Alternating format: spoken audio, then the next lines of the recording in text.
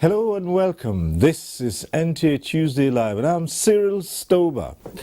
The 2023 general election, which would be the seventh in the nation's circle of civil transition since the return of democracy in 1999, has remained a national discourse from the takeoff of campaigns leading to the election proper this February and March. But security is one of the deciding factors that could make or mar the process. And how are security agencies preparing to guarantee top-notch security arrangement in the coming national exercise?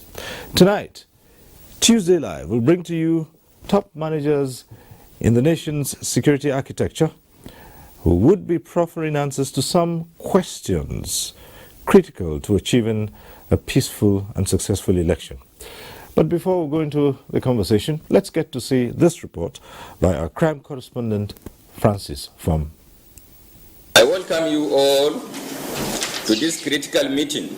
The Inspector General of Police, Usman Alkali Baba, meets representatives of the 18 political parties at the force headquarters, Abuja, a strategic engagement to foster collaboration and build confidence with security workout for the 2023 general elections. If political talks are armed with any sort of weapons and inspired by any political actor to advance an illegal act, including attacking innocent citizens, for political purpose or attacking INEC assets and personnel or any other critical infrastructure in the country, such persons and those ostentating them stand the risk of being brought to justice for specific crime associated with their conduct.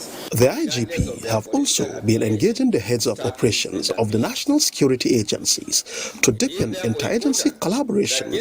In this wise, this meeting map out standard operating procedure and strategic communication action geared towards a seamless political process. The Nigerian police, working in collaboration with all other security agencies, including the military, have resolved to 1. Enhance intelligence gathering, sharing and utilization of same to stand up to political violence. 2. Upscale the deployment of security teams to all INEC assets and facilities nationwide with stamp down from the police, Nigerian Army, Department of State Services, Nigeria Security and Civil Defense, and the Federal Fire Service.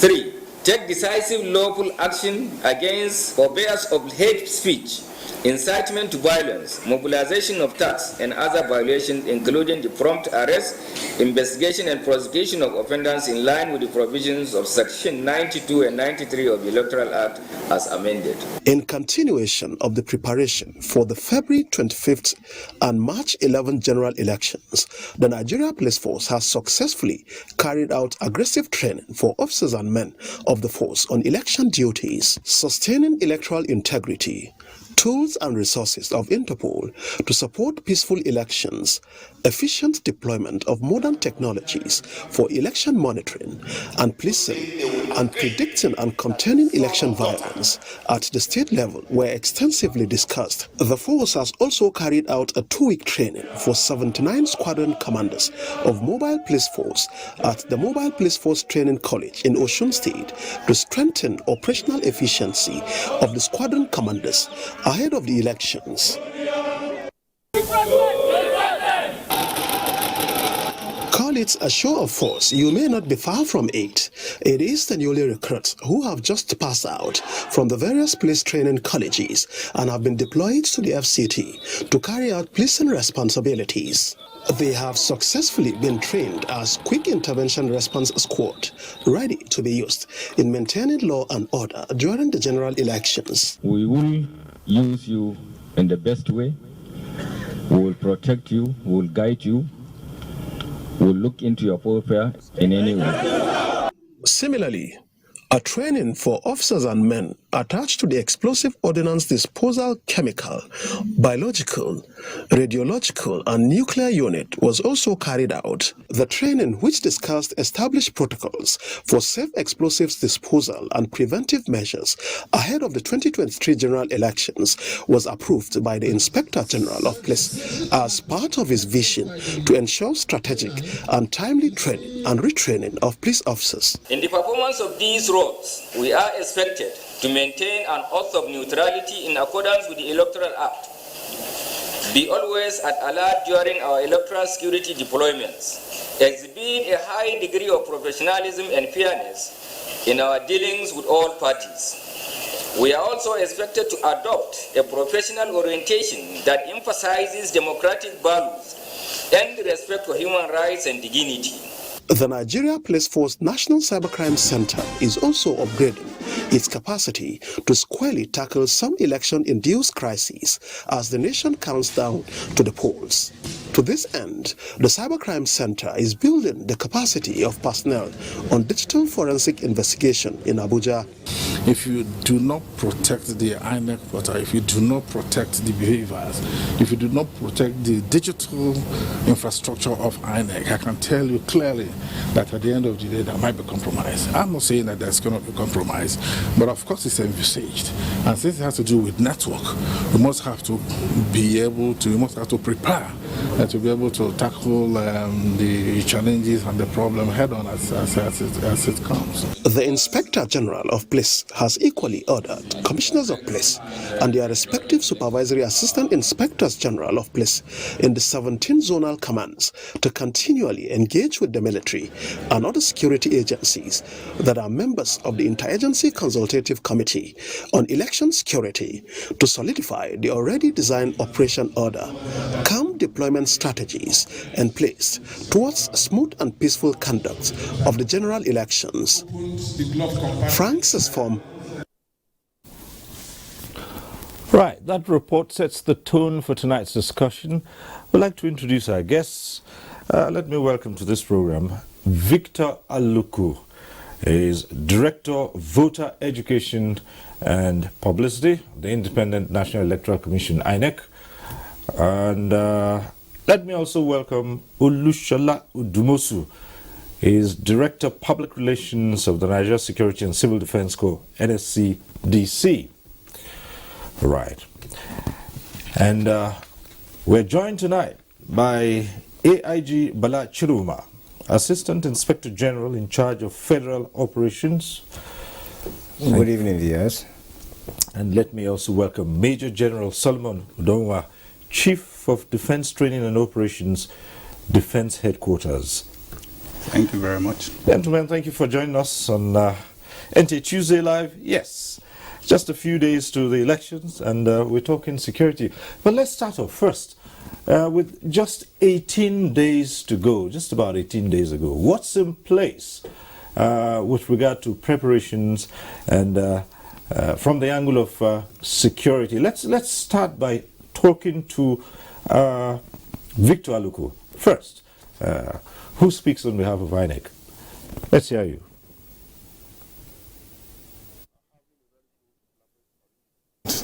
With the security agencies at the highest level, we relate exceedingly well with the Office of the National Security Advisor, and in actual fact, the commission led by the chairman, of course accompanied by the national commissioners, were in the office of the National Security Advisor today in furtherance of the issues of election security. Of course, we have our Interagency Consultative Committee on Election Security, and the membership of that committee is actually drawn from the various security agencies in the country. And as far as we are concerned, the security agencies are on top of the situation, and arrangements are being made to ensure that all INEC materials, all INEC officials and materials and installations and facilities are protected on election day, and all voters are also protected, all observers, the media, and everyone that will be involved in the election enjoy absolute security on election day. We have been given assurances, and we believe that all those assurances will manifest very well on election day. We'll come to so many issues as we go on in the program, but let's come to AIG Balachiroba, Assistant Inspector General of Police in charge of federal operations. From your perspective. Well, the need for a conducive atmosphere for the conduct of elections cannot be overemphasized.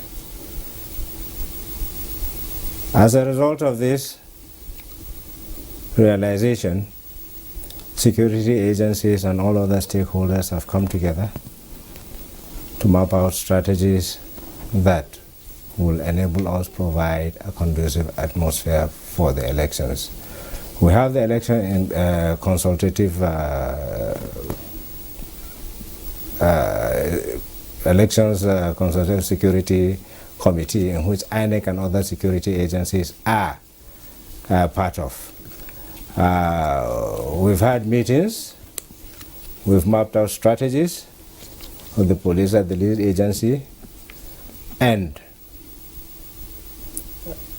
we have taken a number of measures. One, we realize that there is need for our personnel to be properly trained, and therefore we've embarked on training of our personnel. We also have been able to produce a revised standard operational manual for police and other security agents to serve as a guide during the elections. We've also embarked on training of our PMF, Police Mobile Force Squadron Commanders, to ensure that they're up to date and ready to provide services during and after the elections. We have also deployed strategic communication tools to ensure that we reach out to members of the public as to our expectations of them in terms of their conduct during elections. We have also reached out to politicians and had meetings with them, and other INEC, and had meetings with them, all in a bid to ensure that our focus is to have a free and fair elections. There are a host of other things that we have done that, as we progress in the interview, I would come up with. All right, thank you so much. So at this point, let's go to Lushola Udumosu, the Director of Public Relations of the Nigeria Security and Civil Defense Corps. Yes, preparations for the upcoming polls, and I'm bringing this to you against the background of continuous attacks on INEC facilities. The NSCDC is saddled with the responsibility of securing critical, state infrastructure. And INEC has been under the hammer of arsonists, terrorists, and all sorts. And in the build-up to these elections, the question for the NSCDC is, how prepared are we to stem this and ensure that the election, the polls, are safe and secure?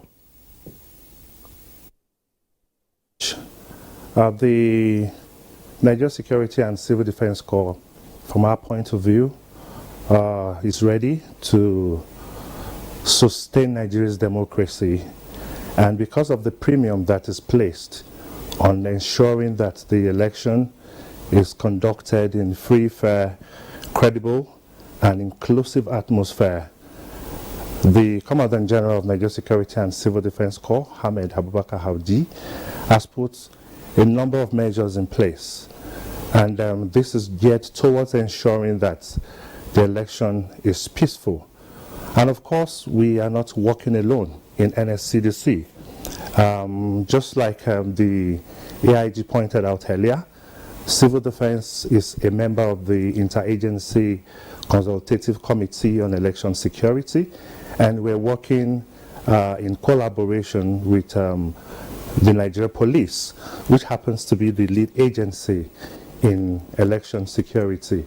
So it's a multi-agency effort, and like never before, the efforts that have been put in place for this year's the 2023 general election among the security agencies, is unprecedented. This time around there has been serious synergy, tremendous scientific collaboration, and the only assurance we can give is that the security agencies are ready, and for every reasons that the criminals have to want to perpetrate all sorts of heinous crimes during this period, I want to assure you that security agencies, we're not sleeping, and the strategies have been put in place. For those who are, attacking heinous facilities, it is quite unfortunate, but I must tell you that the fact that this is going on does not signal the fact that effort has not been put in place. As a matter of fact, the Commandant General made it point blank and gave standing order to commandants in their various states to ensure that INEC facilities are protected. And we are doing our best. We have upscaled deployment of personnel into various facilities of INEC. And this we have been doing even before now.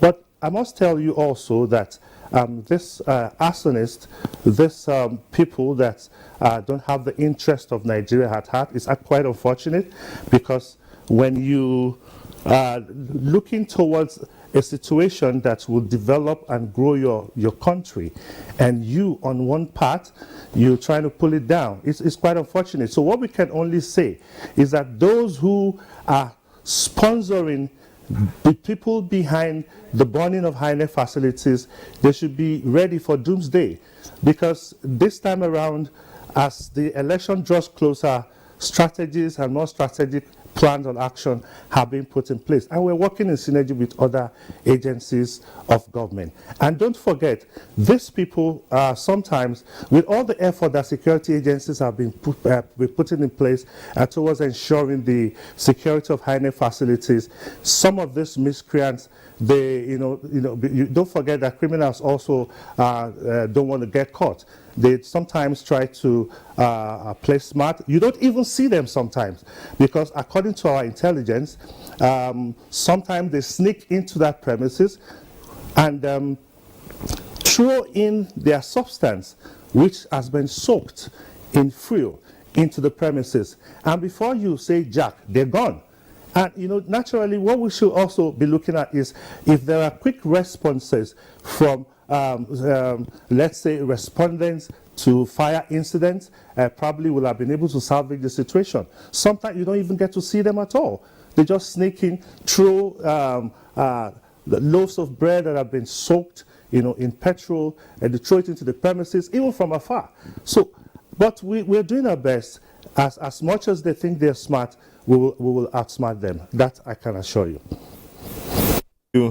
Shortly, but well, we have the Chief of Defense Training and Operations, Defense Headquarters, here with us. General, it's time for us to bring this to your turf. Usually they say, when all else fails, then you bring in the big boots and see what are the preparations we're looking at towards securing every part of this country to ensure that the polls are not disrupted.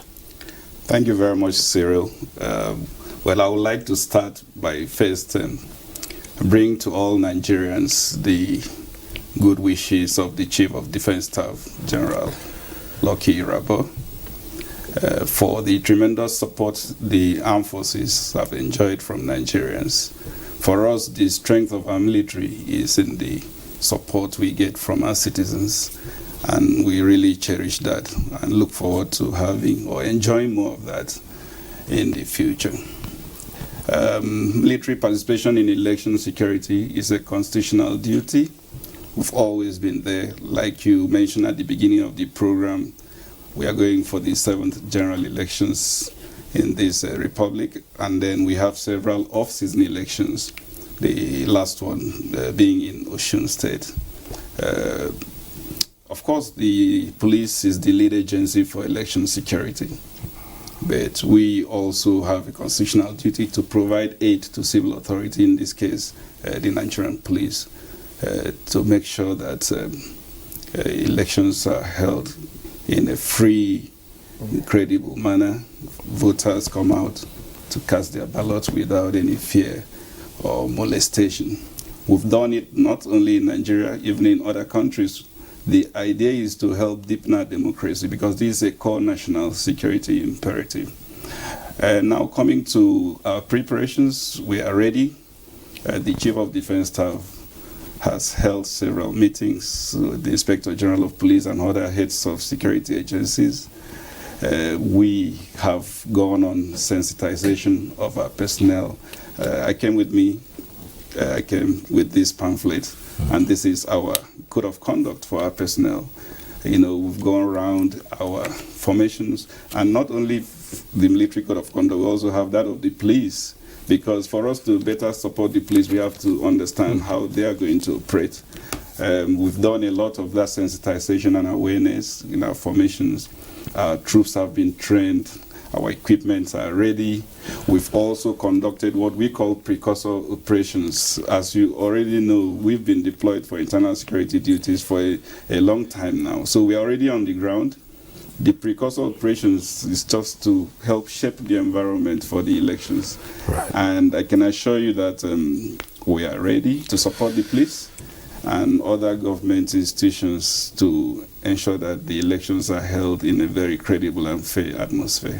Right, if we just take it from that angle and look at the peculiar circumstances in Nigeria where the military gets deployed for internal security operations, and we're talking here about the elections, which are just a couple of weeks away, but the general atmosphere leaves so many concerns, particularly in some parts of the country where we are seeing the vicious attacks, violence of the highest order. I'm talking about places in the southeast, for instance, with the activities of unknown gunmen, IPOB, and so many other variants, and people are worried about how tense this is. This, you know, ordinarily we would say we're not at war, but we have all the conditions that you could really see at war. I don't see any major challenges in the southeast. You can look back at November 2021 when we were to hold the Anambra elections, and people thought the whole place was going to burn.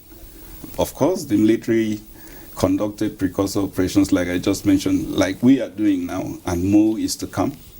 And that elections were held in a very free and fair atmosphere. I will just join my friend Odumusu to also send a warning to all those who are bent on scuttling the process, that the military will not stand idly by and watch them set the country on fire.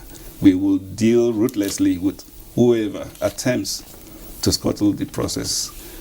Conducting elections is a national security imperative. We cannot sit back and allow things to go downhill. And of course, we are already beginning to see some, quiet in that part of the country. Not just that part, every part of the country. We are already on ground in all the states of the Federation. And this election is going to be peaceful.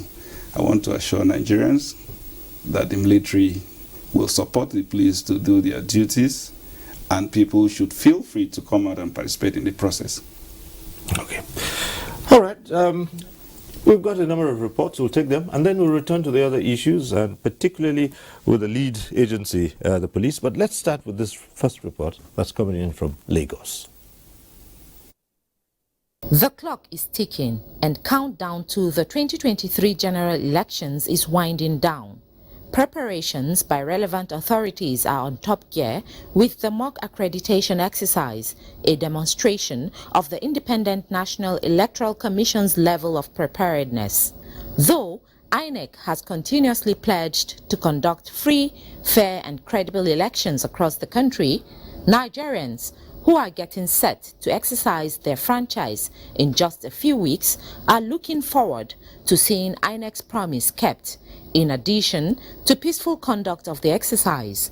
All these cannot be achieved without effective security apparatus on ground. If the government is able to put a strategy in place to the extent that political talks and thuggery before, during, and after election are caged, are tamed to the barest minimum, I can tell you with all audacity that 90% of electoral violence, electoral malpractices, electoral fraud would have been resolved.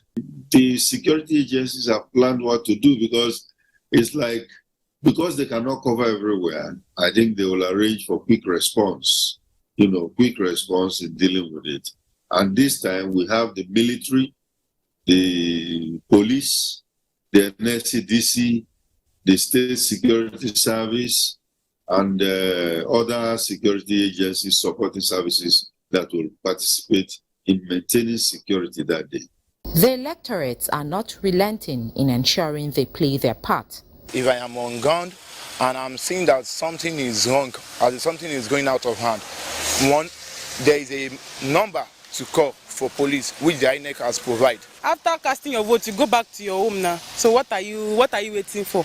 Someone will not come and say, okay, I take 1,000 naira to come and buy my vote or to scatter this place. I'm sure most youth will not want to do that any longer again. In Lagos, security agencies are strategizing round the clock towards ensuring watertight security to achieve violence-free exercise. We've been working with sister security agencies, we've been working with INEC, and we've been making use of the Interagency Consultative Committee on Election Security, ICES, and we've been working closely with even IPAC, the Inter-Party Advisory Council, the mother body of all political parties in the country. And we've reviewed previous election security reports.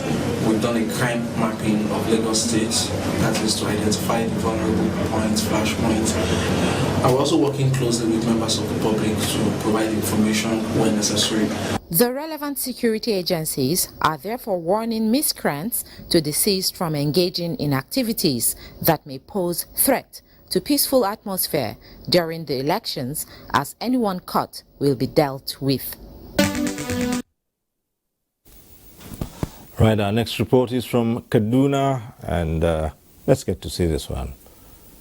2023 election is few weeks from now, and political players are busy canvassing for votes. However, political thuggery, stakeholders say, remain a major challenge to Nigerian democratic process, and security agencies are bracing up to contain.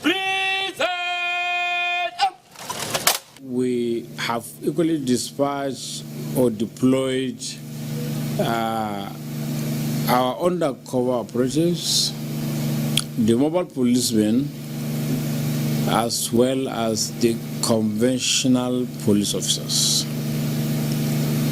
for visibility patrol in all the nooks and crannies of Kaduna State. Continuous raiding and raiding of identified black spots is currently ongoing and is yielding a positive result. Advice I have for the parents is they should talk to their children. It's a very bad thing to allow your child to go out and start causing problems unnecessarily. They should warn them, tell them that the security agencies are not will not take it lightly if they are caught involved in any of these bad activities. For Kaduna State, the police say it has identified and raided flashpoints in parts of the state with a view to providing peaceful atmosphere for electorates to exercise their franchise. Political parties are on the same page with the police to achieving peaceful 2023 polls. In terms of collaboration with sister security agencies, we are always on the same page. During elections, there are special deployment, which used to be a kind of a joint deployment. Sustaining a relative peace in the state, the police is leveraging partnership with other security agencies as well as communities towards a successful election. With collaboration among stakeholders, residents of Kaduna State are hoping that the case of thuggery and election violence before, during and after the polls will be curtailed so as to deepen democratic process in the state. All right, back here in the studio, we'll just look at many of these issues that have been thrown up here, especially with the Electoral Act in place. There's so many things which people who are after disrupting these elections, and as they say, criminals today are always looking to be one step ahead of the security agencies. So for AIG, let's have an insight into the kind of training as to knowledge and, as they say, intelligence deployment to areas or identifying likely areas where you might have challenges. See, in the past we had off-cycle elections and the police could deploy massively to those places. Now it's a general election. And in terms of manpower and personnel.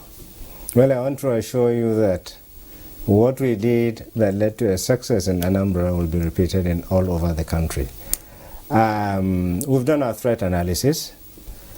Places where we feel as if most likely are flashpoints where there could be problems. Adequate deployments are being made. What we have done here is there are about 109 senatorial districts in the country. We're hoping to deploy a commissioner of police to each of the 109 senatorial zones in the country. Apart from that, as I said earlier on, we had trained our personnel on conduct during the elections, pre, during, and after the elections. We are monitoring the conduct of campaigns of political parties, ensuring that there is security, ensuring that there is no breakdown of law and order. We'll do that on election day and ensure that we forestall, do deployments to take care of post-elections so that there is no breakdown of law and order. Well, pre-election, we've seen cases where, that have raised concerns about what might happen if these are not nipped in the bud quickly enough. What's your response? Someone talked about the rapid response to issues. Is the police prepared this time to rapidly deploy in the face of the challenges that we have here now? Yeah, we've made provisions for rapid response to situations that may arise. For example, almost every ward will have a force that will respond to any situation that arises. We've trained mobile personnel who are essentially an anti-riot wing of the police force. 79 commanders were trained and they're cascading the training down to their men. This is all in preparation for rapid deployment during the election, so the need arise. Well, let's take it back to the PRO of the Nigeria Security and Civil Defense Corps, Olusola Odumosu. We speak it's quite possible that some of those miscreants are right now preparing and deploying to find new ways and means. What is the level of personnel deployment that you have? I'm talking of, do we have the adequate personnel? Someone said you can't deploy everywhere. What also Nigerians might wonder about or worry about is the level of intelligence gathering.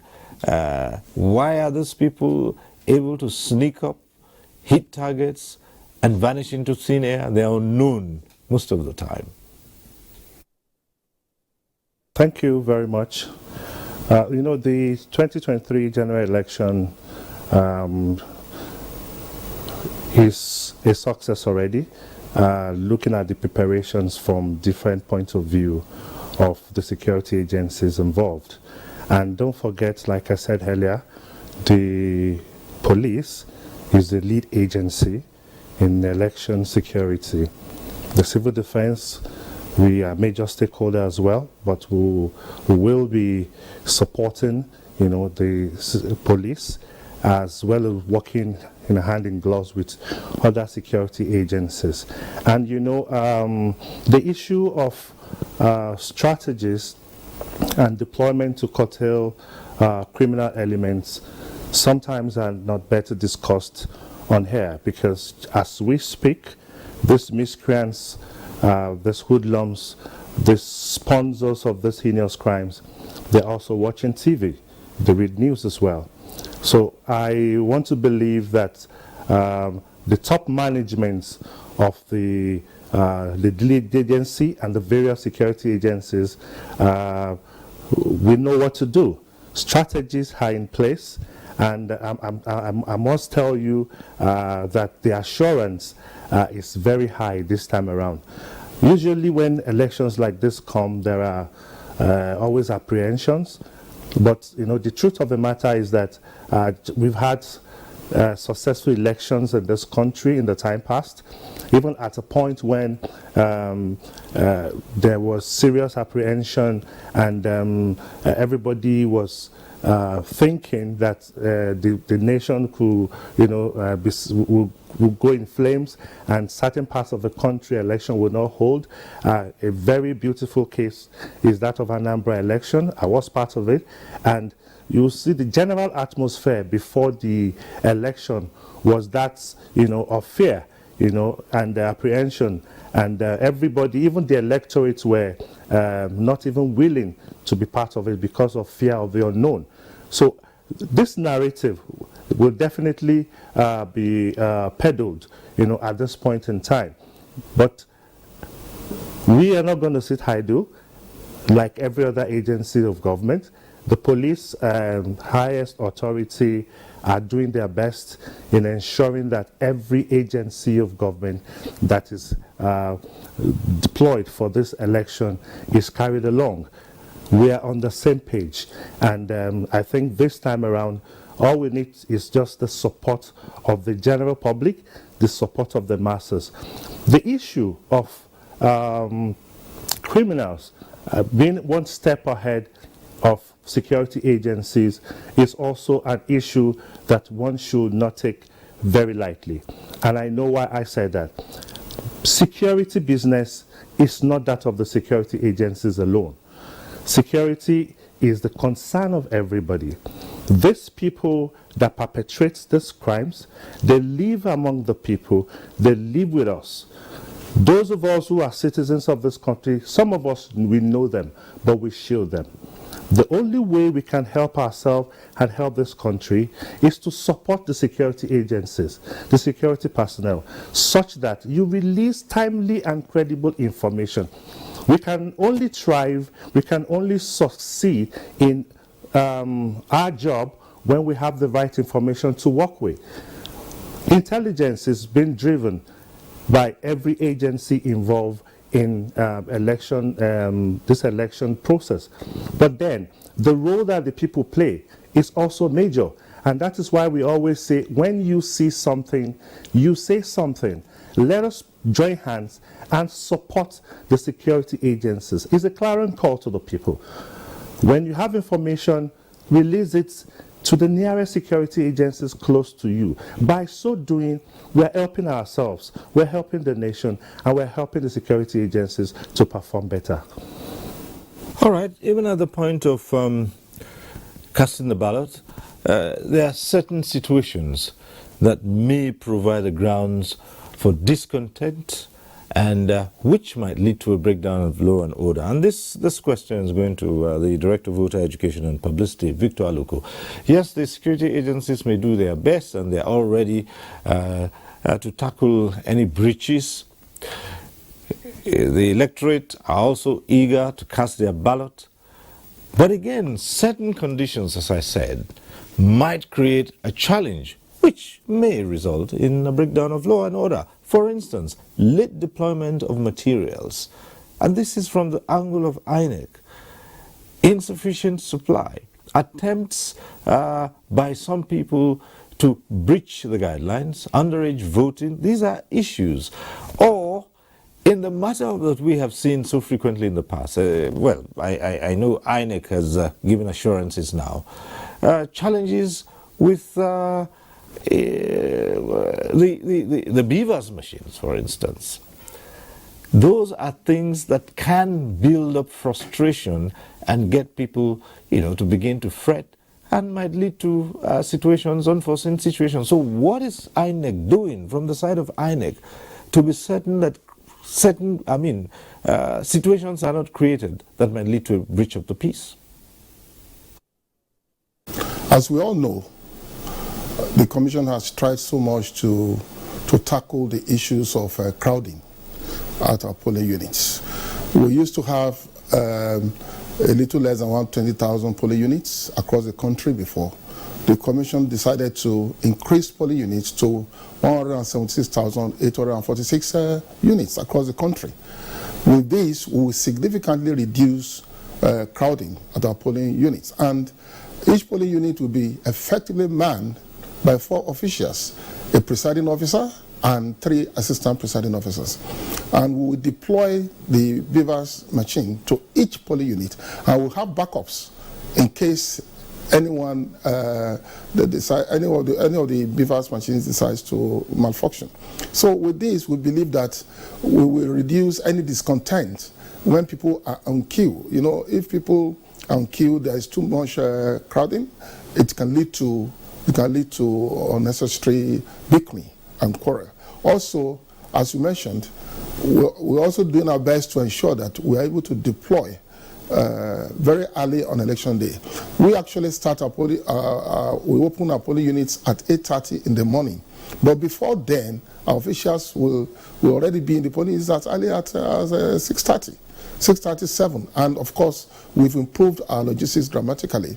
And we already held meetings with the National Association of Road Transport Owners, with the National Union of Road Transport Workers, with Maritime Workers Union of Nigeria, to ensure that we don't have problems with moving our men and materials on election day to the various polling units. So when we solve the problem of logistics, we solve the problems of crowding, and we also make sure that our officials are trained, our beavers equipment are well configured and charged, then there shouldn't really be any problem on election day. And of course, we've trained, there's also some aspect of psychological training for the presiding officers in terms of handling handling men and women, that is voters. It's psychological makeup that you need to be able to handle people. That's embedded in their training. And of course, we've done so much in terms of things that will make accreditation very fast. Like the mock accreditation we conducted a few days ago, we were able to see that accreditation could take place within 20 seconds. And although we have places where maybe up to 1 minute and 2 minutes, but it's also part of the training for presiding officers to be very fast on election day. Because when you have like 500 people on the queue, 700 people on the queue, you need to be fast to be able to conduct your accreditation quickly so that people will not get agitated. These are the issues we are dealing with. And apart from that, our presiding officers are being trained to be able to sort the ballots very well, count very well, and record very well, so that there won't be arguments with party agents. And there won't be issues where there will be arguments, there will be bickerings, and there will be quarrels. And of course, movement to the collation centers. We have collation centers in each ward, we have collation centers in each local government. Of course, at the collation centers, how to set up collation centers, how to organize collation centers, and how to deal with the various party agents that be there, how to record on the Form C8Bs and all that, and all the Form C8Cs, up to the state offices, and even up to Abuja, where we set up our national collation center and situation room. We are preparing seriously for this election because for us, it should be the best in our history. All efforts are being made to ensure that there are no problems on election day. it has been engaging with the political parties who are the main gladiators here. But from recent happenings, the question is, can the politicians and their parties be trusted to play according to the books? I mean, we've seen it even from the campaigns, where people are going overboard and doing such things that the Electoral Act prescribed should not be done.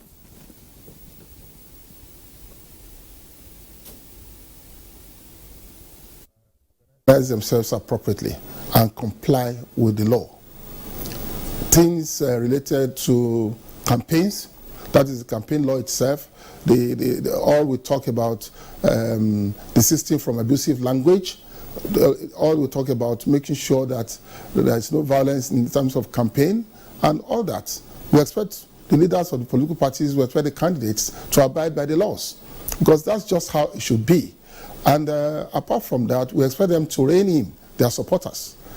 We expect them to control their supporters and show some good level of tolerance and restraint.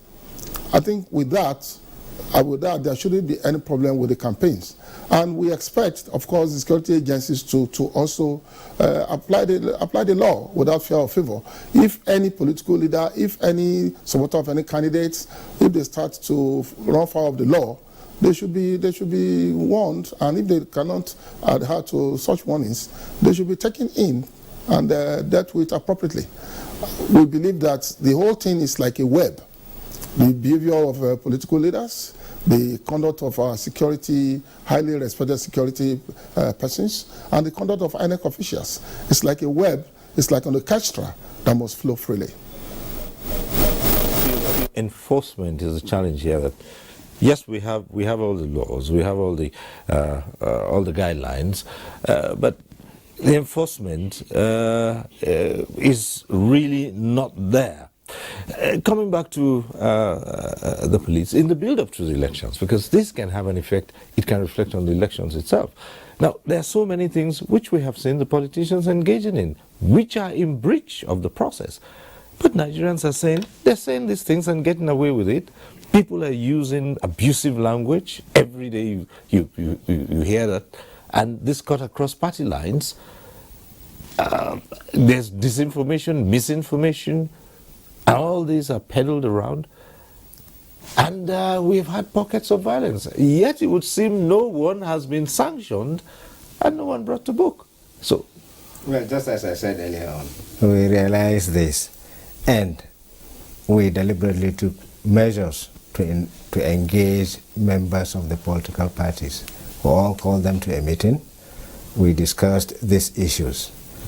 And the IG was very emphatic on their conduct.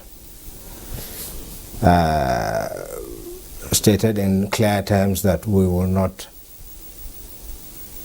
tolerate breaches or actions that may likely lead to a degeneration of law and order. Consequent upon this, cases that are reported are currently under investigations.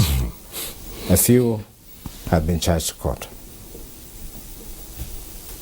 The process is, you just have to investigate before you go to court, and the process of investigation is not something that you finish immediately. Right. Well, we appreciate that. Yeah. You just talked about when these cases are reported. In many of these gatherings, law enforcement agencies are there. Policemen are there. They're right there, right next to the people who are breaching these guidelines. And that is why I said a few arrests have been made and the process of investigation is on. And I'm assuring you that some of them are already in court, and immediately we conclude investigation in respect of others will ensure that they're arraigned before courts of competent jurisdiction. Right. Well, General, you provide the support to the lead agencies and the other security agencies. Some people may worry about interagency collaboration, and sometimes this has been evident in the past, where it would seem as if the agencies are in some form of competition. Whose jurisdiction is this? Who is in charge here?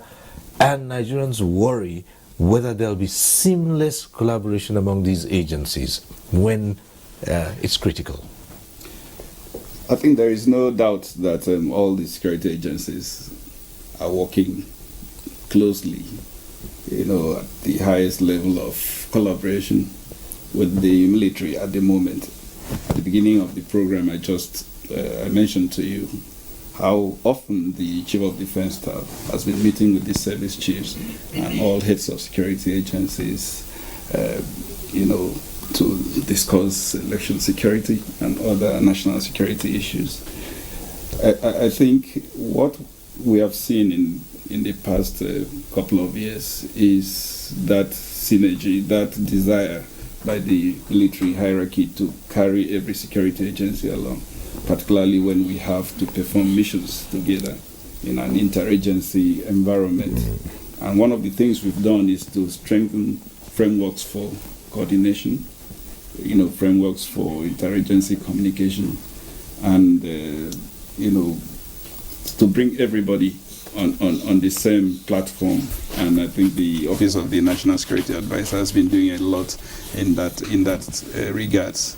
So for me, at this point, issue of interagency rivalry is almost non-existent. It's almost non-existent. I think the PRO, or Director of Public Relations of the NSCDC, also mentioned that he has seen a very, close-knit synergy between his organization and other security agencies. My friend Bala can also attest to the fact that we've been working very closely, because one thing I always emphasize is that the threats we face today cannot be handled by a single agency alone, because we have different capacities, different training, different resources, and so we need to all come together all the time, so that we can bring our different competencies, and the sum of all of that, would be much more than what one service, can offer. Right. Cyril, I think the election this year is so significant. All agencies realize this. All agencies realize that it is important for synergy between us, for us to be able to effectively provide security for a successful conduct of these elections. As a consequence of this, we all attend the Interagency Consultative Committee on Election Security. As a follow-up to that, outside that, all heads of security agencies were in a meeting with the Inspector General of Police, all to emphasize the need for synergy between security agencies. So I don't think rivalry is an issue now. The task before us is a Herculean task, which we intend to achieve. And therefore, the watchword now is synergy between security agencies. All right.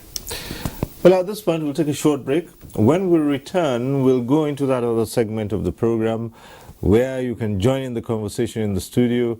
The lines to call will be on your screen. And when we get there, we'll remind you of the process and the procedure. Stay with us on NTA Tuesday Live. We'll be back shortly. The 157-kilometer Lagos-Ibadan Railway is the first double-track standard gauge railway to be built in West Africa. The Mobolaji Johnson train station is a masterpiece, an infrastructure that is gradually becoming an iconic building in Lagos State. The modern facilities put the station on a world map of train stations. Likewise, other new train stations across the country built to world-class standards. The train and its convenience is indeed an admirable effort, with commendations from Nigerians. This is a station that we have to commend the federal government for putting a beautiful face, empowering us in Lagos State, not only in economic and political arena. I can say that I'm really impressed with the infrastructures in place. Kudos to the Minister of Transportations. Kudos to the federal government. Truly, good things are coming out of Nigeria, and the federal government is deserving of all the applause.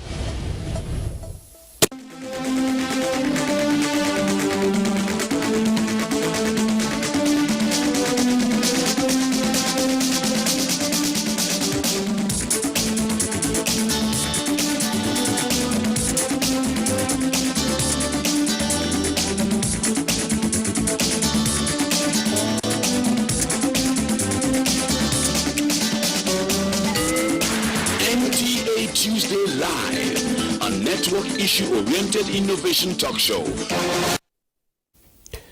Thanks for staying with us. We're at that segment now where you can join in the conversation in the studio. The phone numbers will be on your screen. You can take advantage of those and call in. We say this every Tuesday. If you're calling in tonight and your call gets through to the studio, do us a favor, turn down the volume of your TV set. That's the way to avoid the hurlback or the echo, if you like. We also encourage you to go straight to the point, keep it short and simple. And we say don't waste too much time on the greetings. Just a mere hello would do. And so we're here at this part now, and we'll start off with another of our reports. This one is from Oka. Security, the state of being, is said to be everyone's business and should be taken more seriously in the face of security incidences across the country as Nigeria goes to poll this February. Against this background, stakeholders in Anambra State, including communities, say this worries citizens, but they have taken bold steps, including dialogue and fortifying of their local vigilantes to ensure security of lives and property before, during and after general election. Soon, operational order will come out, and this operational order is we include both what police we do and security agencies that are involved in what we are doing. And this we incorporate both the military, the police, the federal road safety, and also movement of sensitive and non-sensitive materials within the state. Well, after the election, some people may not be happy, and you see the next thing is what? Putting fire in different places. And that is where we'll come in with the assistance of other sister agencies who will be able to combat that. Vigilante is up and doing. By next week, I'll assemble all of them and talk with all of them to make sure that what we believe happens. What is it? Violent-free election. It is. At the community level, it's the President General as well as the Igwes, with his team. Our capabilities are ensuring that we have a proactive vigilante team. There is this political participation and social political education, enlightenment, that people are aware that elections are about deliberately making efforts to improve on their lives. Then we play down on the violence, the insecurities that we see around. They also suggest government, INEC, security agencies, civil society organizations, among other stakeholders, to be more proactive to ensure electoral integrity, which they say would naturally foster security and advancement of democracy in the country. All right, back here in the studio, and this is one other aspect that may seem. Oh, well, I believe the calls have started coming in, right? We have a caller from Rivers, Fumilayo, calling in from Rivers. Go ahead if you're there. Go ahead. Yeah. Good evening, sir. Good evening. My name is Olua Fumilayo Adeyeye. I'm calling from River State. Right, go ahead. Bonny Highland, precisely. Okay, sir. I want to ask, during this election period, students have been having exams. What is the fate of the students during the exam period, combining with the election? Is it proper? That's the question. All right. That's it, Fumilayo. Well, thank you very much.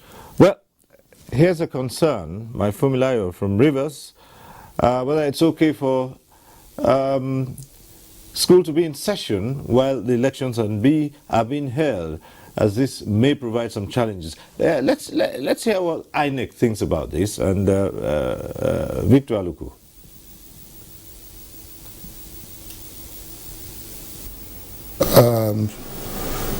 quite positive about the desire of our young persons to vote. But then, INEC does not control the school system. The governments at various levels control the educational institutions at both federal and state levels. And of course, that's why we try to tell people during registration that please register in the place where you will vote, because the law says you vote where your name is listed on the voter register. So if your name is listed on the voter register in Garuki in Abuja, and that is where your polling unit is, that is where your name is, and you are now living in Mina, in Niger State, that means on election day you will have to come to Garuki to come and vote. Because if you are not able to come to Garuki to come and vote, we're sorry, you will not be able to vote, because we do not operate absentee voting. We do not operate voting by mail in this country. So we feel somehow about it, but we believe that people should go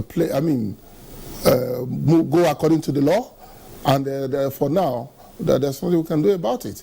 If the people who control the educational system, if they want to close schools so that people can return home and vote, good.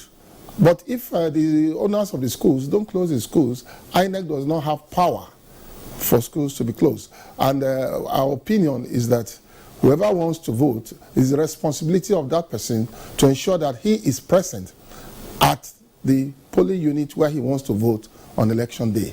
We love the interests of the youths of this country, and we believe that many of them will vote despite the problems. Added to the fact that there will certainly be restriction of movements on election, well, the police always announces that, and so it further compounds the situation. But again, as you said, understandably, INEC is not in charge of the school system. We just thought that INEC might have an opinion on that, seeing that you could still have so many voters who will be disenfranchised because they're in school already. But anyhow, we'll move on. Our next caller is... Yes, okay. While we wait for the calls to keep coming in, there's this aspect that we touched on it a little bit, and it's to do with misinformation and disinformation, fake news. It's all over the place, and some of these news items that are pushed out are capable of causing problems for the schools, for the entire system, either in terms of creating fear in the minds of the voters, or apathy, or incitement. Most of this disinformation is done in the social media. And we have the responsibility of monitoring the social media, picking out this disinformation and sending out the right information to members of the public. We have to build confidence in members of the public. Therefore, you can't do without monitoring the social media to pick out such. Our cybercrime unit, and as I told you, we are engaging on strategic communication with members of the public to ensure that such things are picked out and such disinformation or misinformation appropriately corrected. Some people worry about the whole process of bringing to the notice of security agencies breaches in so many diverse ways. And here one might ask, what is the process when there is a genuine complaint from a member of the public about something they've observed or they've seen, so that the process is not that cumbersome as to discourage those who intend to provide information that could help stem something? Yes. Okay, maybe you would ask you to pause before you answer that. Okay, right, you can go ahead. We lost the call that was coming through. Well, we have distributed phone numbers through which you can get easily to our control rooms, and this information, once collected, will be disseminated to the right appropriate officers to deal with. You need not physically be there. You need not necessarily divulge your identity. So I don't think it's that cumbersome. But then we expect the members of the public to also realize that when they are passing information, they are doing it for the good of this country. Some inconveniences should be tolerated, but we are open. Our control room numbers have been disseminated for receipt of such information to enable us to act. Okay. We're always asking members of the public, please, when you see something, say something so that we'll be able to act appropriately. Okay, let's get back to the phones. We have another caller on the line from Gombe. Basi, I believe. I'm with you. Yes, go right ahead.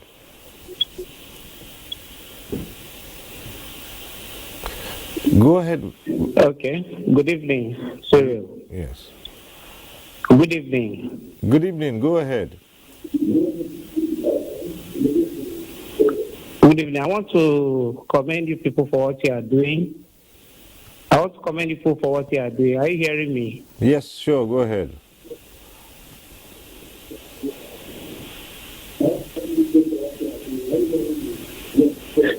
Okay.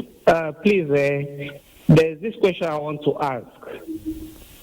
What are the security agents going to do on an election day in a situation where you have underage voting in the election premises? When you have underage voting, how do you handle that? Okay. Yes. Right, Basi, that's the question. Thank you very much. Right, thank you. Okay. The electoral officer on election day determines what breaches have been made at the polling stations, and he calls the attention of the security agents that have been posted there for maintenance of law and order. Once that is done, where there is need for us to effect arrest, we'll effect arrest, investigate, and the prosecution is now left with INEC at the end of the day. Okay.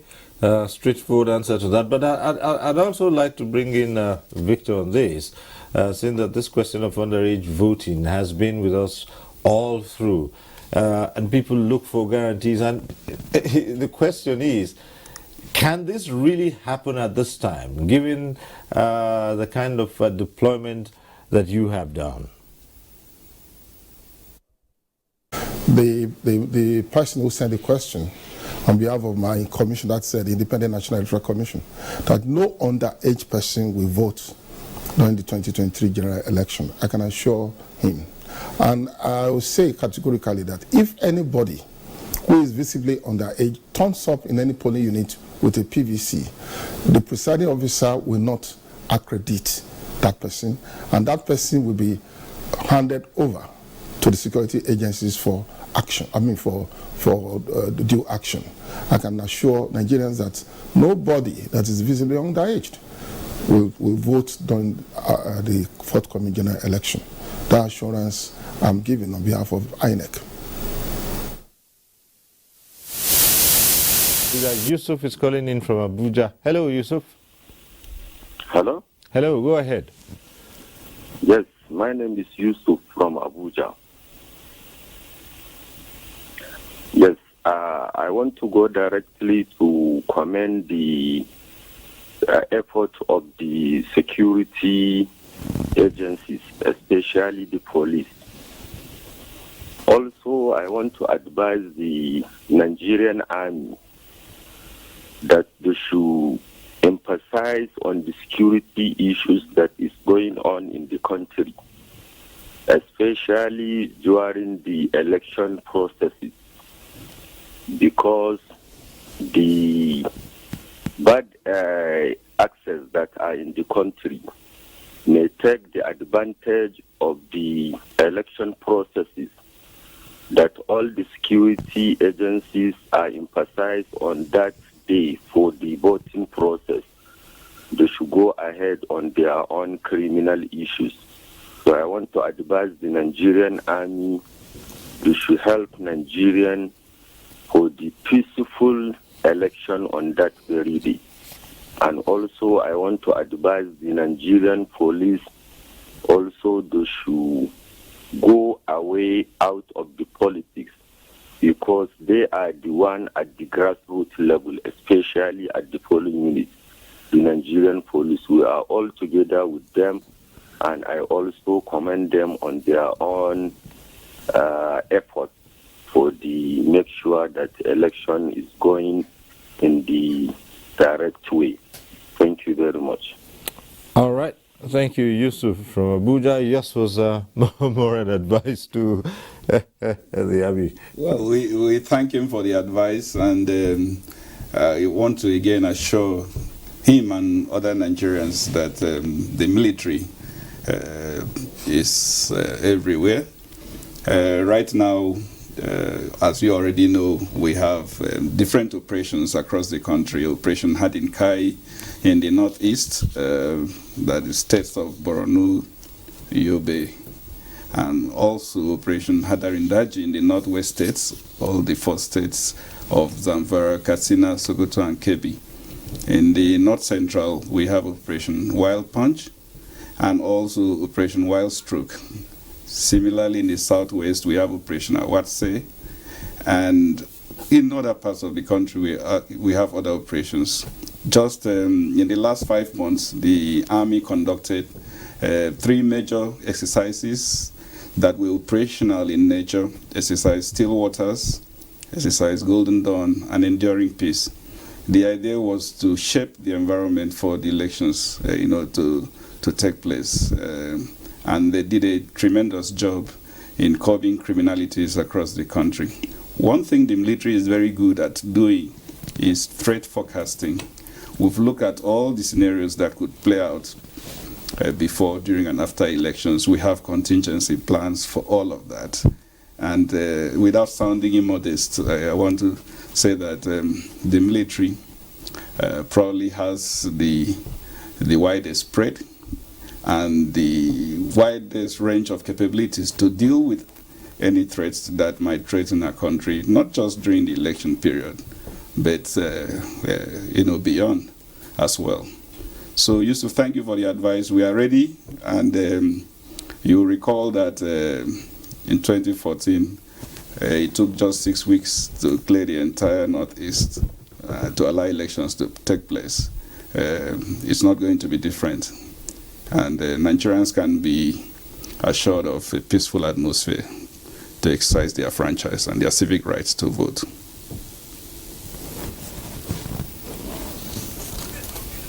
Mohammed from Maiduguri. Hello. Morning, Cyril.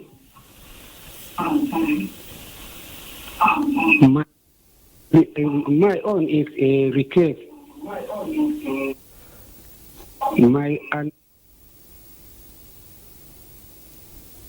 Mohammed, I can hear the echo in the background there. So why don't you just turn down the volume of your TV and then we'll go ahead. Okay, can you hear me clearly now? Yes, better now. So go ahead with a question or comment. I am requesting from the Director on Education and Publicity, INEC, to increase the number of supervisory presiding officer per ward. Because each ward used to employ not more than one supervisory presiding officer before. So this one is enough. It is not enough, as many applicants apply for the position.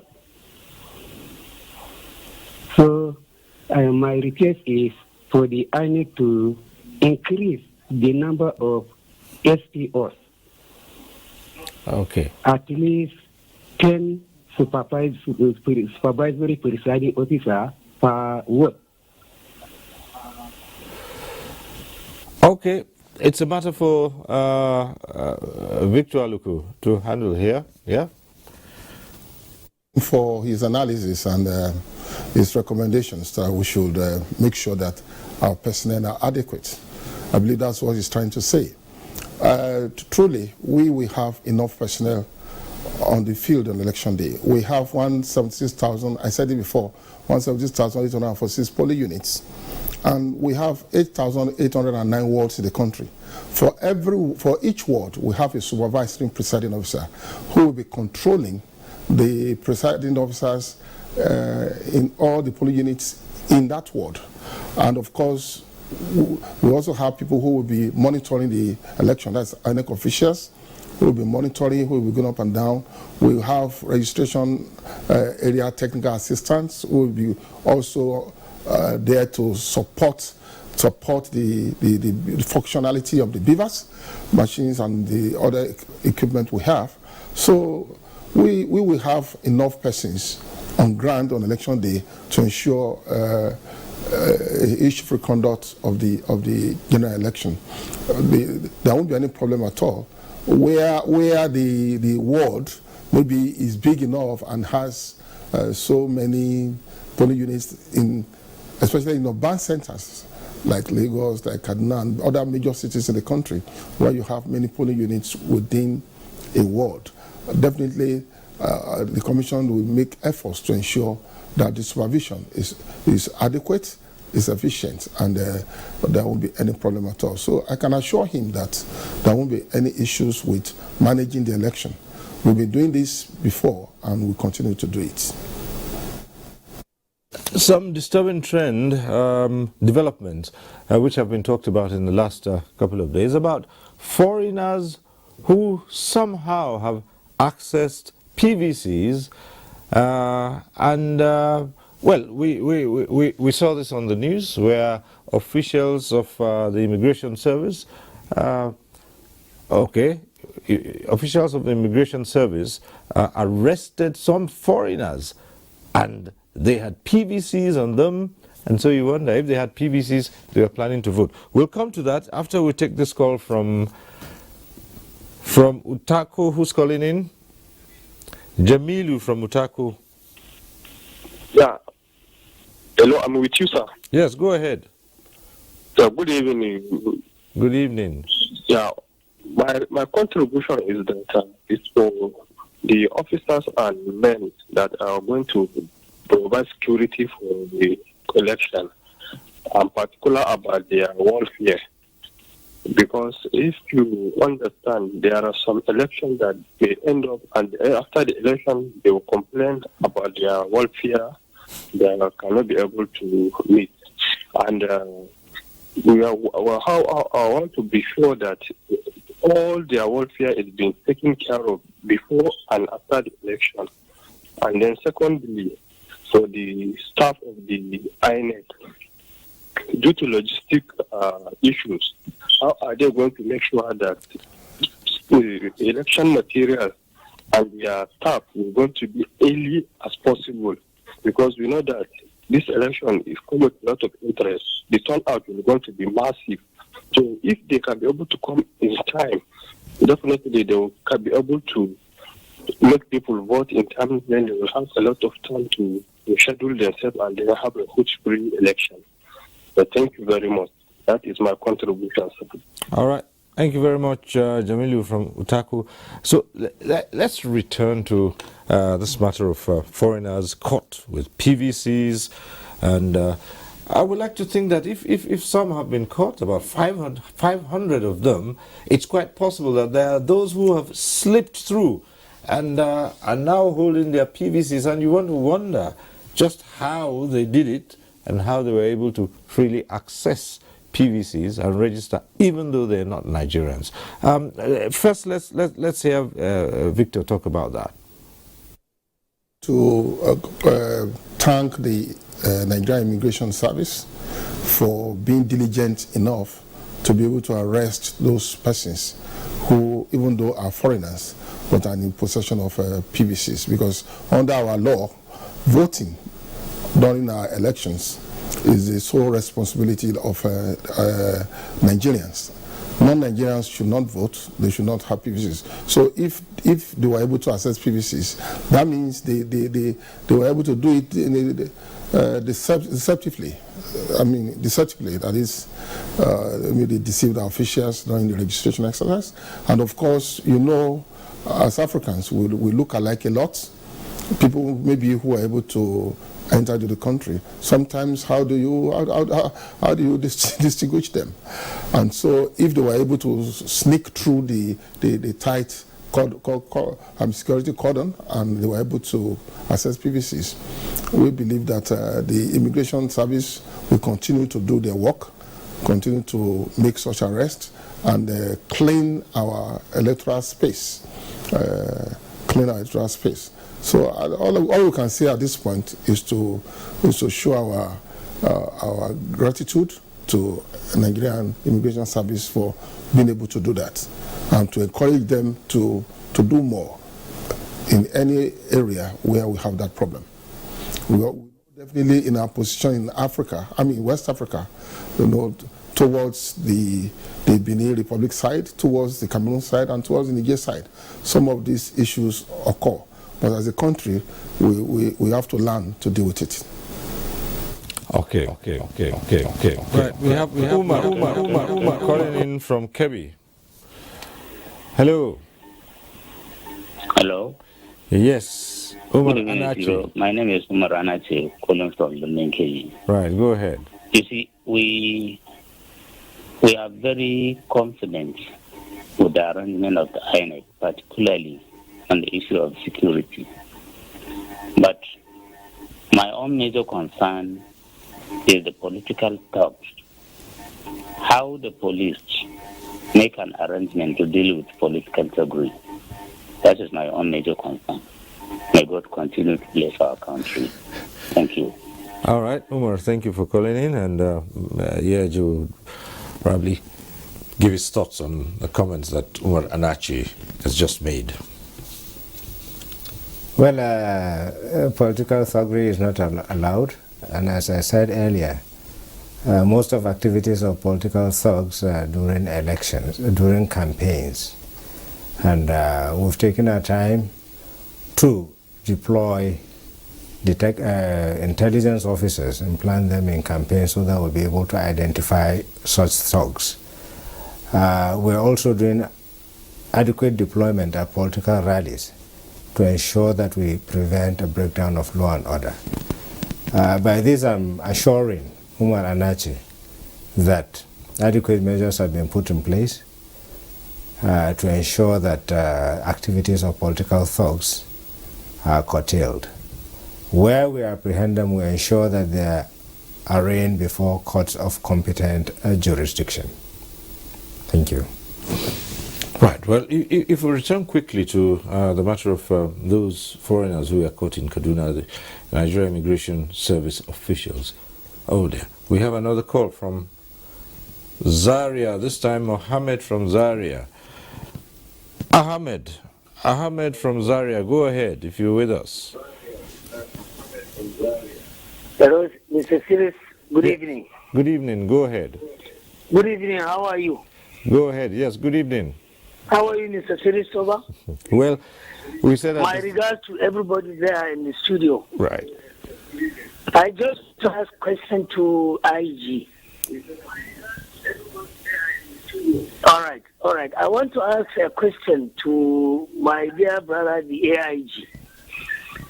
Because they said they are monitoring the statements and utterances of police, officers of political aspirants and other political parties there.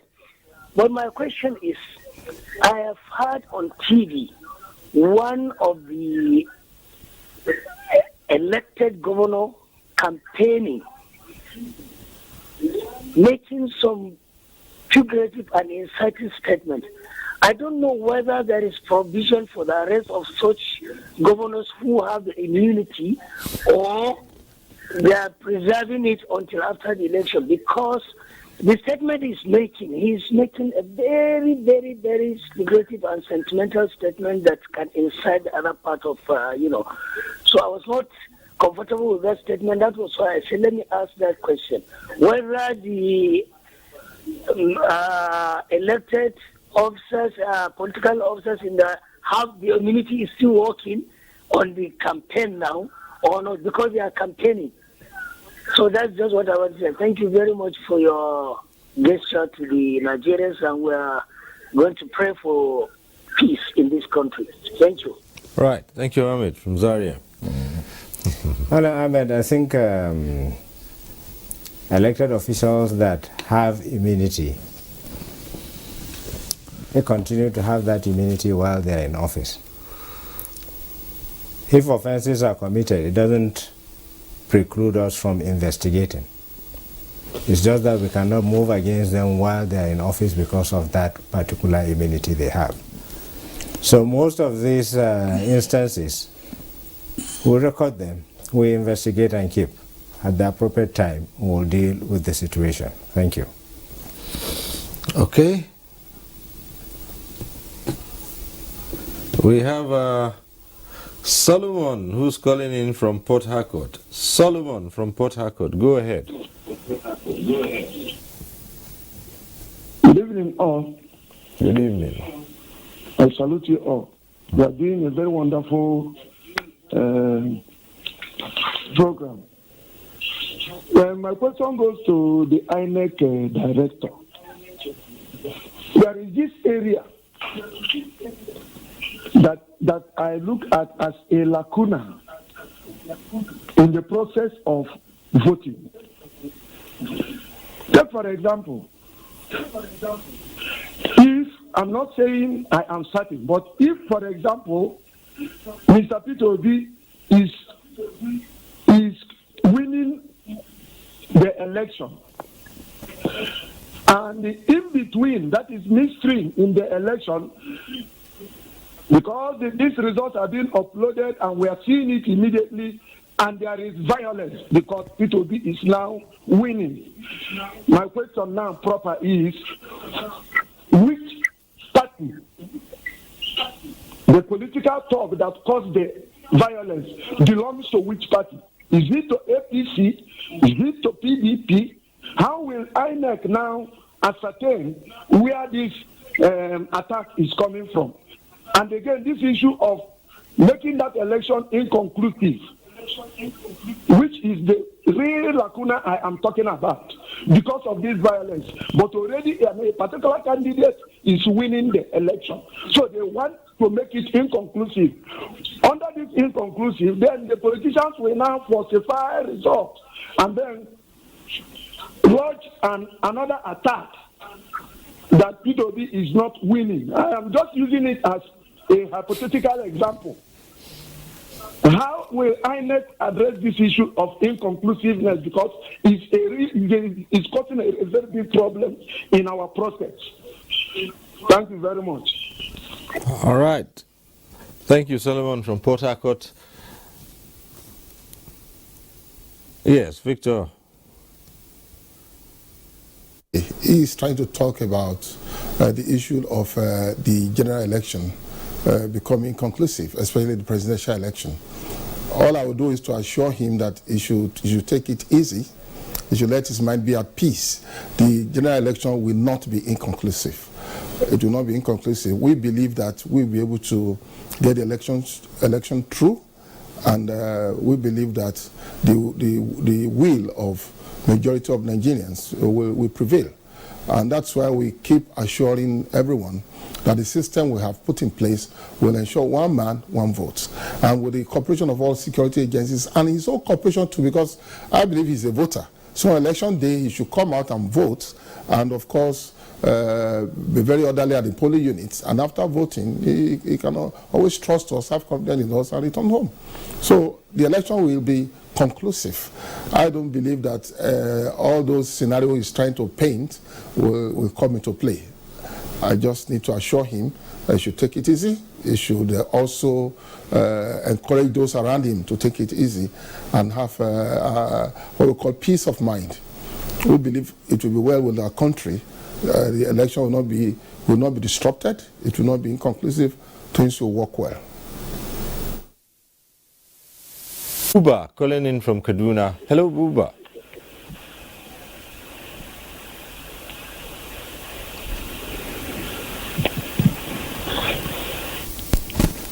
Buba from Kaduna, are you there?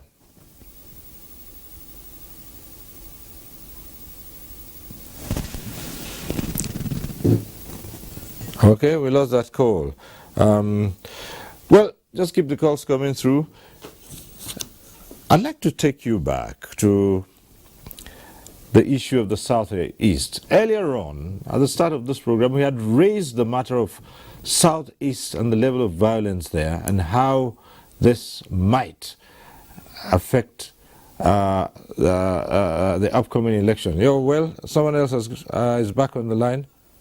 Rahama from Katsina, go ahead. Hello, Rahama. Hello, Cyril. Yes.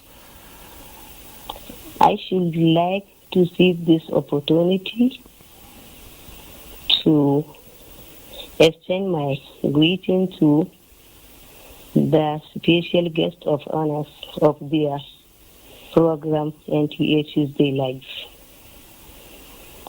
And I want to ask the special guest of honors that why the disciplinary action should not be taken against the drug abuse on that very day of election. May Allah protect our President PNB Muhammad Buhari and put him among his choosing few on the day of judgment. Thank you. Okay, well, you did say that you were trying to ask this question of a special guest of honor. Well, all the guests here are just our guests here tonight. By the way, they're all special because they're security personnel and electoral officers. And so they're a special breed of Nigerians who would be securing the elections that we have going. Yes. Prince from Kaduna is calling in.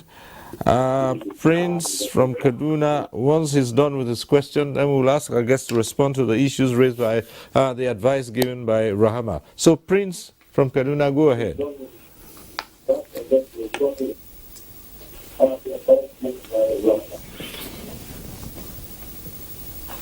Good evening, sir. Good evening. Good evening, sir. Yes, go ahead. Good evening. Go ahead.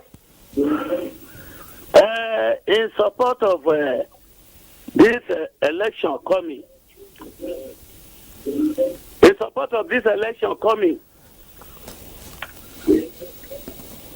I'm a printer and I produce free t-shirts for the youth that can advise the youth not to sell their vote or don't fight, just vote on the election day.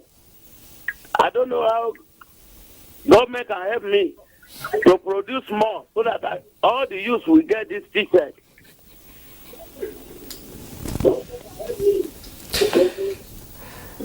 All right, Prince. You say you have been contributing your own quota to passing on the message, enlightening the populace. Well, it's part of the civic responsibility of everyone else. But again, you are helping out by being a volunteer. And perhaps Victor Aluku can tell us about those who have volunteered to avail their services in terms of enlightenment to the general populace and helping to spread the message of peaceful elections. Victor. The Commission is grateful to him and to all Nigerians who are willing to engage in voter education. We always say that it's not only the function of INEC to enlighten persons about the electoral process and things associated with the electoral process. So anyone who is in a position to also help us enlighten their neighbors, family members, enlighten their friends and associates, should please go ahead and do so. And of course, that's why we will say, wherever you are also an enlightenment officer. In your office, among your family, in your homes, in your neighborhood, your street, in your clubs, your associations. you can always help us. And if you have the fund to be able to even print T-shirts and caps with necessary captions, please go ahead and do so. Thank you for being a patriotic Nigerian. All right. So just before a call came in the other time, we were returning to the matter of security in parts of the country. We had at the start of this program specifically mentioned the southeast, but it's not just the southeast. We are witnesses to the kind of crime and criminality going around in so many parts of the country as to threaten the peaceful, orderly and massive turnout of voters to cast their ballot. So we'd like to take the last few minutes of this program. Yes?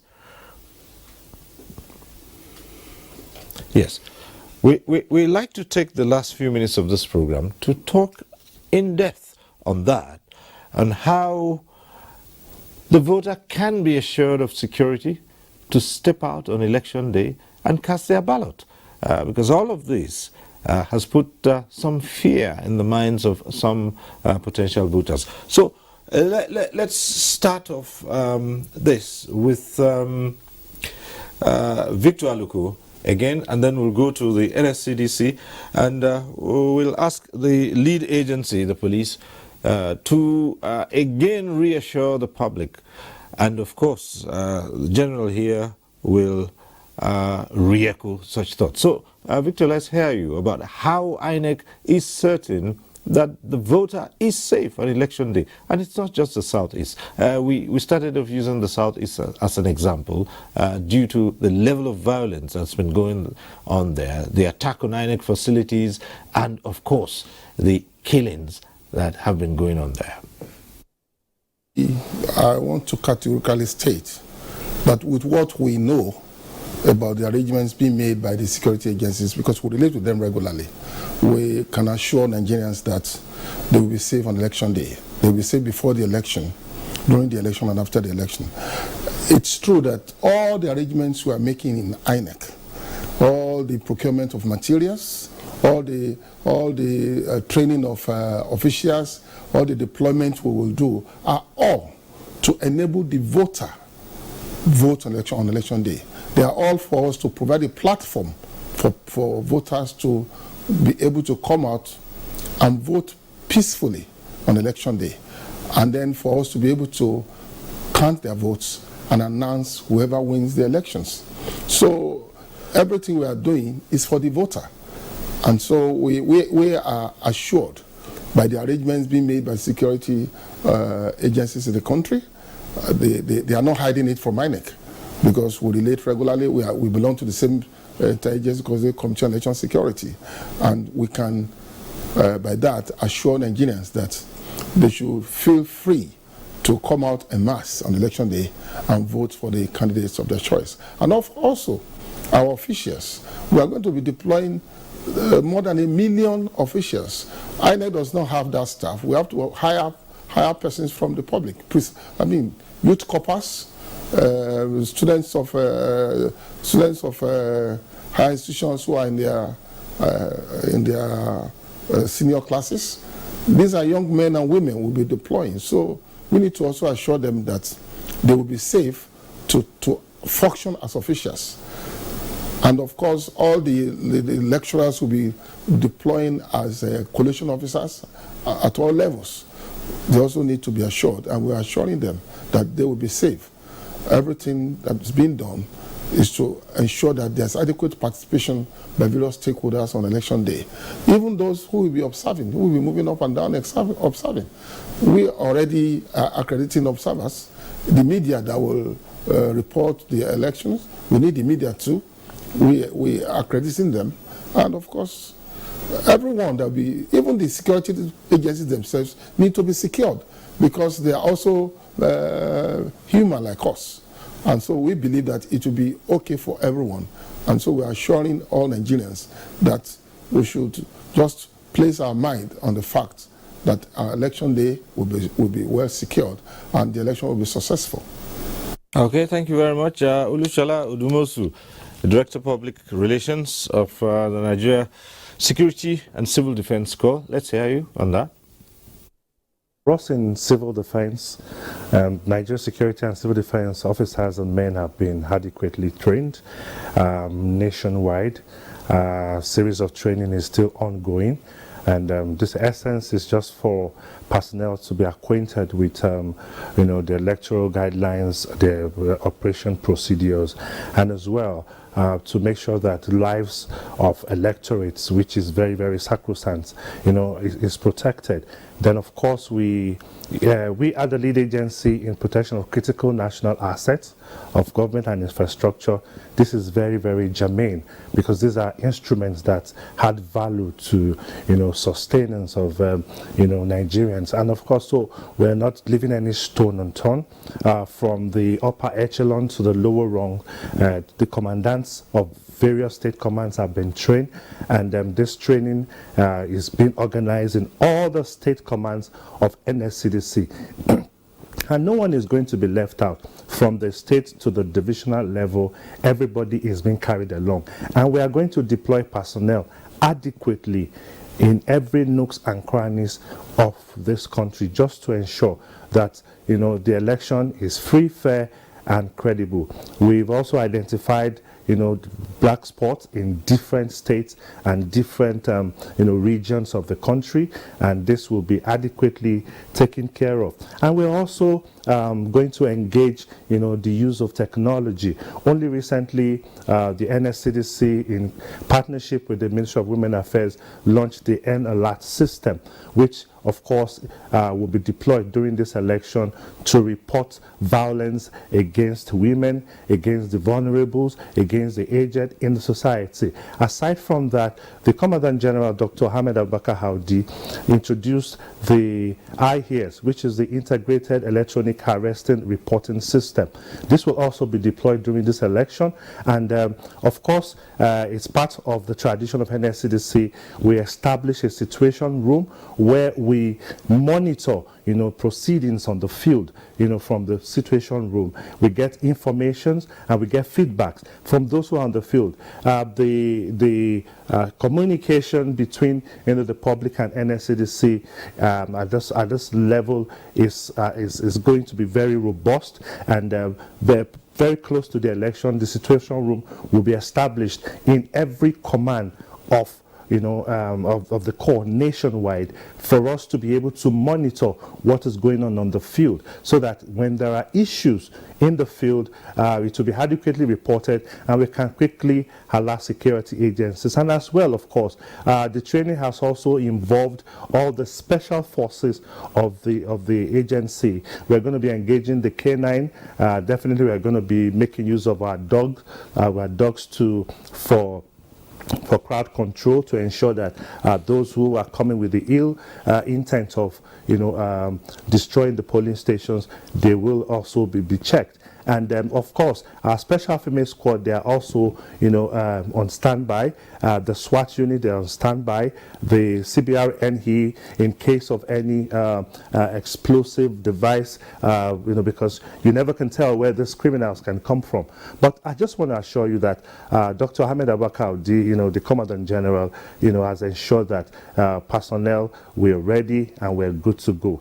And of course, the welfare of the personnel that we will be deploying for this election is also a major concern to the Commandant General. And I want to assure our personnel that this time around is going to be different and everybody will be happy and there will be no issue of compromise, because he has spelled it out that we should be apolitical, we should be as professional as possible, and we should give Nigerian quality service that at the end of the day everybody will be happy, because no society can thrive in an atmosphere of insecurity. We can only retard ourselves. But I want to assure you that this time around it will be different, and NSCDC, we are ready.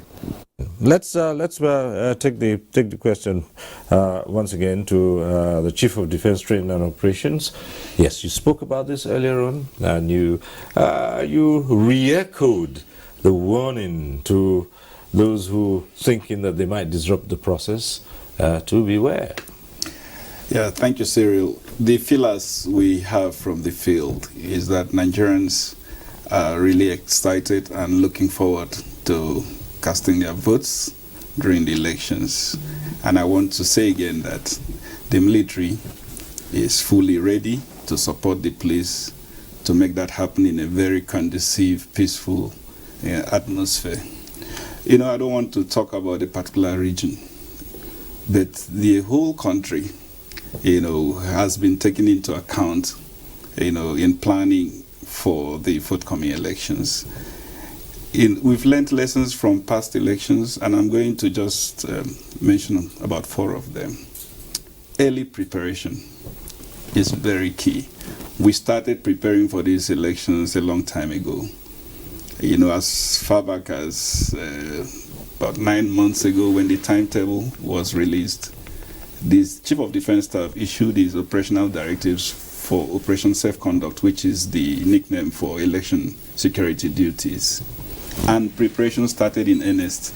All the services conducted operations, in implementing that directive. The second lesson we learned is precursor operations to shape the environment.